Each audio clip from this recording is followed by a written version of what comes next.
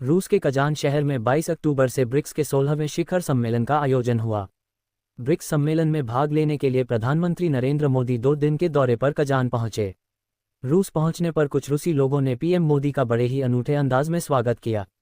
रूस की अध्यक्षता में 22 से 24 अक्टूबर तक चलने वाले इस सम्मेलन में आर्थिक सहयोग, जलवायु परिवर्तन और डिजिटल समावेश समेत कई मुद्दों पर चर्चा हुई। साथ ही नए सदस्यों को शामिल करने पर भी विचार किया गया।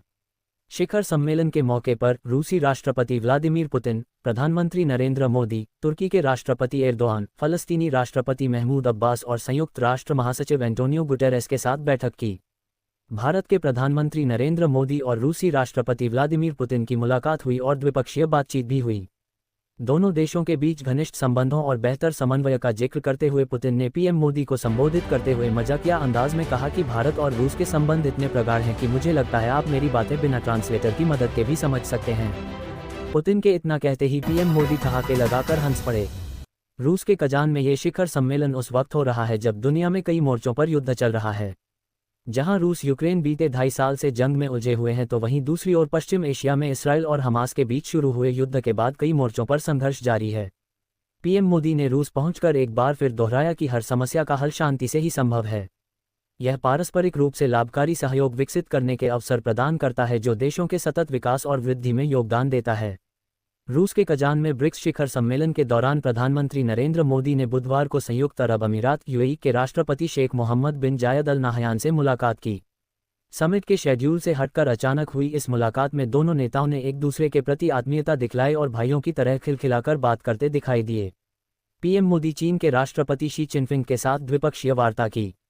उन्होंने भारत चीन संबंधों को क्षेत्रीय व वैश्विक शांति तथा स्थिरता के लिए महत्वपूर्ण करार देते हुए कहा कि आपसी विश्वास, सम्मान और संवेदनशीलता दोनों देशों के द्विपक्षीय संबंधों का मार्गदर्शन करेंगे। 4 साल से चल रहे गतिरोध को समाप्त करने की दिशा में इसे एक बड़ी सफलता माना जा रहा है। इस बार होने वाली मोदी जिनपिंग की द्विपक्षीय बैठक काफी मायनों में पहले के मुकाबले अलग है। आज के वक्त में जब दुनिया के 2 हिस्सों में जंग छिड़ी हुई है, जिसमें एक तो खुद रूस है जो ब्रिक्स शिखर सम्मेलन का आयोजन करवा रहा है। ऐसे हालातों में जब एशियाई देशों के 2 सबसे पावरफुल नेता एक दूसरे के आमने सामने होंगे तो इसका प्रभाव वैश्विक स्तर पर देखने को मिल सकता है। हालांकि ये मुलाकात और भी खास मानी जा रही है क्योंकि 2 दिन पहले ही भारत और चीन ने सीमा पर चले आ रहे संघर्ष को खत्म करने की पुष्टि की है।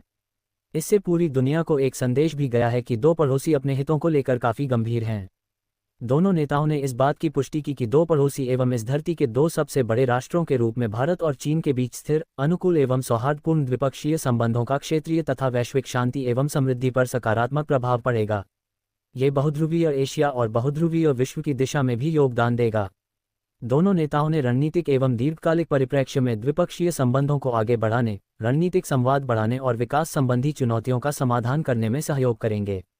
ब्रिक्स शिखर सम्मेलन में अपने संबोधन में पीएम मोदी ने युद्ध, आर्थिक अनिश्चितता, जलवायु परिवर्तन और आतंकवाद जैसी चुनौतियों पर चिंता जताई और कहा कि ब्रिक्स दुनिया को सही रास्ते पर ले जाने में सकारात्मक भूमिका निभा सकता है।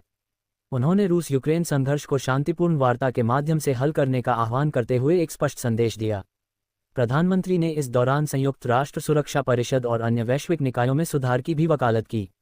उन्होंने कहा, हमें संयुक्त राष्ट्र सुरक्षा परिषद, बहुपक्षीय विकास बैंकों और विश्व व्यापार संगठन जैसे वैश्विक संस्थानों में सुधारों पर समयबद्ध तरीके से आगे बढ़ना चाहिए। जब हम ब्रिक्स में अपने प्रयासों को आगे बढ़ाते हैं तो हमें ये सुनिश्चित करने के लिए सावधान रहना चाहिए कि यह संगठन वैश्विक संस्थानों की जगह लेने की कोशिश करने वाले संगठन की छवि न बना ले। ऐसा माना जा रहा है कि रूस और चीन ब्रिक्स के जरिए एक ऐसा गठबंधन बनाना चाहते हैं जो अमेरिका के प्रभाव वाले नेटो और G7 को टक्कर दे सके। मौजूदा समय में ब्रिक्स EU को पछाड़कर दुनिया का तीसरा ताकतवर आर्थिक संगठन बन गया है।